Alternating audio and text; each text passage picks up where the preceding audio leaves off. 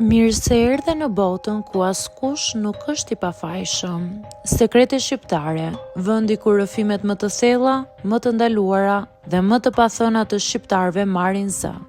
Na bëni subscribe për histori të ndryshme.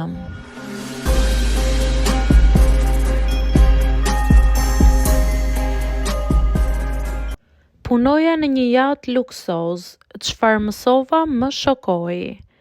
Gjithë jetën time kam pasur ëndrrën dhe fiksimin që të punoja diku larg familjes, larg shoqërisë dhe të isha në një ambient që njëkohësisht edhe të argëtohesha. Një botë ndryshe nga ajo që kisha jetuar. Kur mora ofertën për të punuar si ndihmëse në një yacht luksoz që udhëtonte nga Monaco në Ibiza, nuk mund ta besoja.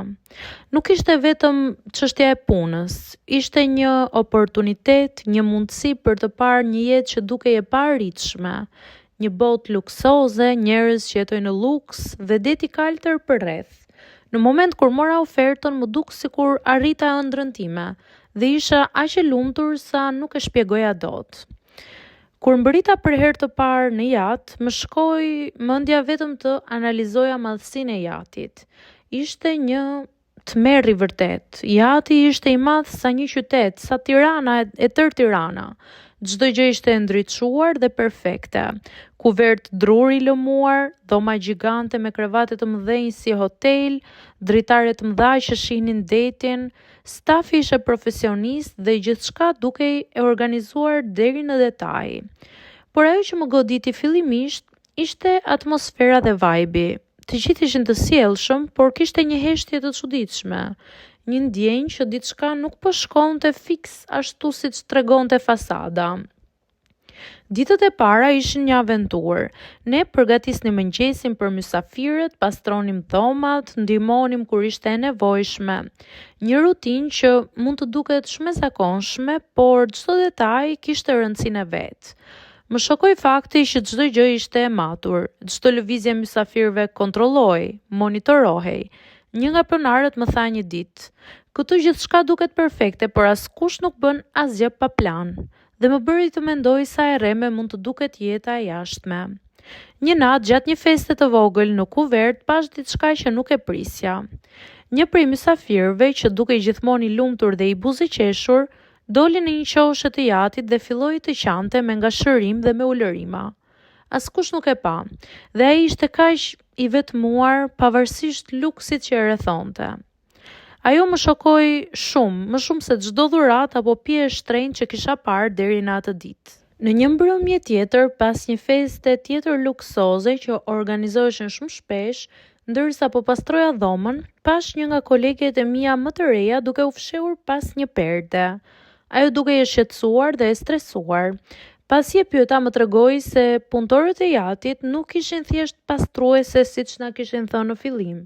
Shumë nga ne detyroheshin të bënin dhe punë për argëtimin e bosave dhe mysafirëve, përfshirë këtu shërbime personale, argëtim në kuvert dhe gjëra që nuk kishin lidhje me punën e zakonshme. Kishte një hierarki të fshehtë ku vetëm disa të privilegjuara mund t'i shmangnin këto detyra. Sa më shumë që qëndroja aty, aq më shumë zbuloja gjëra shokuese. Një ditë pash se disa punëtore që kishin punuar muaj të tërë si shërbyese u detyruan të përgatisnin një natë private për një nga mysafirët, duke i shërbyer në mënyrë personale pa asnjë mbrojtje apo zgjidhje. Ata të gjithë buzëqeshnin, por syt u dridheshin nga frika dhe poshtërimi. Më shokoi fakti se askush nuk mund të thoshte jo. Nëse refuzoi, rrezikoi vendin e punës dhe reputacionin në këtë rrjet luksi. Të gjitha këto ndodhnin në pamjen e përsosmërisë së yachtit. Kur shikoje jashtë, gjithçka dukej perfekte, festa, vera të shtrenjta, njerëzit që buzëqeshnin dhe gëzoheshin, por brenda, stafi jetonte në frikë dhe tension duke bërë punë që nuk kishin asnjë lidhje me atë për çfarë ishin punësuar. Një tjetër gjë që më goditi ishte fakti se disa punëtorë të rinj ishin të vetëm, larg familjeve dhe miqve, dhe i konsideronin këto detyra një mënyrë për të mbijetuar financiarisht, edhe pse e dinin se ishte shkelje e privatësisë dhe dinjitetit të tyre. Një kolege më tregoi se një herë ishte ndjerë shumë e përdorur dhe e poshtëruar, por nuk mund të fliste sepse askush nuk do ta mbështeste. Në disa ditë Parë se pronari i jatit dhe mysafirët e tij shfrytëzonin këtë situatë për të kënaqur dëshirat e tyre, pa u menduar për pasojat morale dhe emocionale. Gjithçka dukej si një lojë për ta, ndërsa ne jetonim me frikë dhe pa të drejtë të thonim ndonjë fjalë. Gjithçka ishte kontradiktore, jashtë kishte luks, dritë të bukura, det, fest, ndërsa brenda punëtorët ishin të shfrytzuar si sklever. Zbuluam një botë të fshehtë ku paratë dhe pozicioni i disa individëve përdoren për të kontrolluar dhe manipuluar të tjerët. Që nga ajo ditë, bëra si bëra, e mbarova sezonin me të detajet dhe sekretet e mia të cilat nuk do t'i ndaj me ju këtu. Por pas atij sezoni kam mësuar shumë dhe ju rekomandoj kur mos të bini pre e këtyre kontratave në thonjza të punës.